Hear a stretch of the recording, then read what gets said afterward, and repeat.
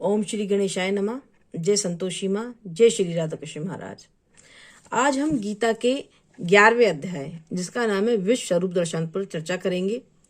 इसमें अर्जुन भगवान से कहते हैं कि प्रभु, आपके द्वारा दिए गए ज्ञान से मेरे सारे संदेह समाप्त हो गए। अब कृपा करके मुझे अपने, अगर संभव हो सके तो जो आपका विराट रूप है, आपका जो महान रूप है, मुझे आप उसके दर्शन कराएं। तो भगवान कहते हैं कि अर्जुन, तू मनुष्य के नेत्रों से मेरे उस रूप के दर्शन नहीं कर पाएगा, तो मैं तुझे दिव्य नेत्र प्रदान करता हूं।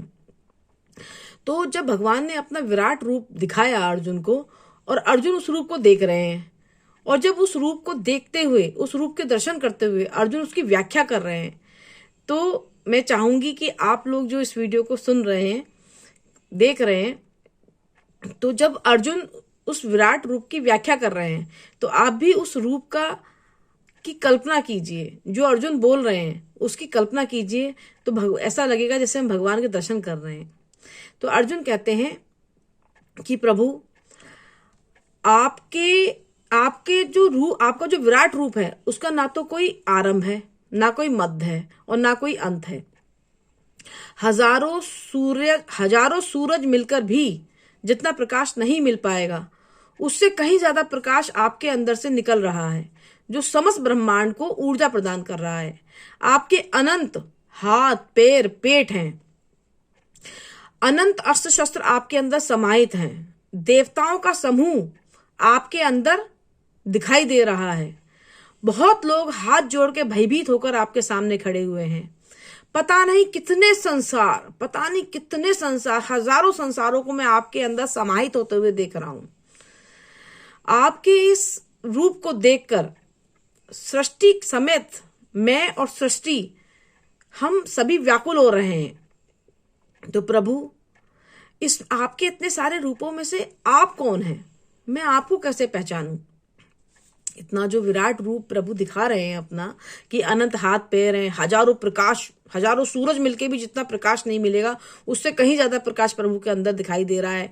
पता नहीं कितने संसार प्रभु के अंदर जा रहे हैं, आ रहे हैं, जा रहे हैं, आ रहे हैं। तो अर्जुन कहते हैं कि प्रभु, मैं आपको कैसे पहचानूं? आप इसमें से कौन है?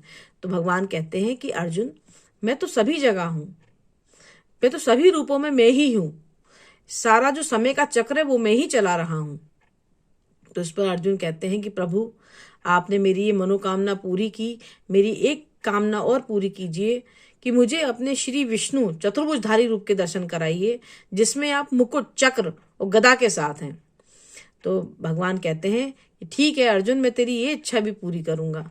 तो भगवान अपना श्री विष्णु रूप, जो चक्र, गदा, मुकुटधारी रूप के दर्शन कराते हैं अर्जुन को, और अर्जुन से कहते हैं कि मेरे इस रूप की जो दर्शन करने की कामना तो देवता भी करते हैं। तू मेरा मित्र है, इसलिए मैं तुझे अपने रूप के दर्शन करा रहा हूं। और तप से, दान से और वेदों के ज्ञान से भी हम मेरे इस रूप का दर्शन किया जा सकता है। मीन्स तप कर रहे हैं आप, नाम ले रहे हैं भगवान का, दान कर रहे हैं। यह महत भगवान श्री कृष्ण गीता के 11वें अध्याय विश्व स्वरूप दर्शन में कह रहे हैं अर्जुन से कि दान, तप और वेदों के ज्ञान से व्यक्ति मेरे स्वरूप के दर्शन कर सकता है। दान से, तप से, सोचिए कितनी बड़ी ताकत, कितना उन्होंने की पॉइंट हमें दे दिया है। ये करो, मेरे दर्शन कर लो, दान करो, तप करो, वेदों का ज्ञान लो। बहुत बढ़िया। ये गीता को बारीकी से पढ़ के ही चीजें समझ में आती हैं।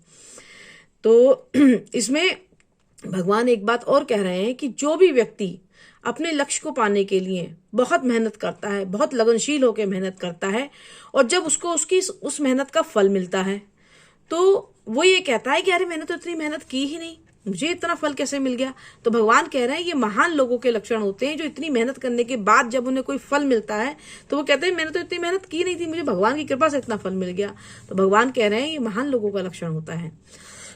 तो गीता के इस अध्याय में, जिसका नाम है विश्व स्वरूप दर्शन, हमने भगवान के विराट रूप का जो व्याख्या अर्जुन कर रहे हैं, हमने उसका आनंद लिया। और जो मुझे बात इसमें अब समझ में आई, एक बहुत अच्छी बात, कि आप दान, तप और वेदों के ज्ञान से भी भगवान के इस रूप का दर्शन कर सकते हैं। तो ये आज हमने गीता के 11वें अध्याय पे चर्चा की। अब आगे अगली वीडियो में गीता के 12वें अध्याय पे चर्चा करेंगे। तब तक के लिए हरे कृष्णा।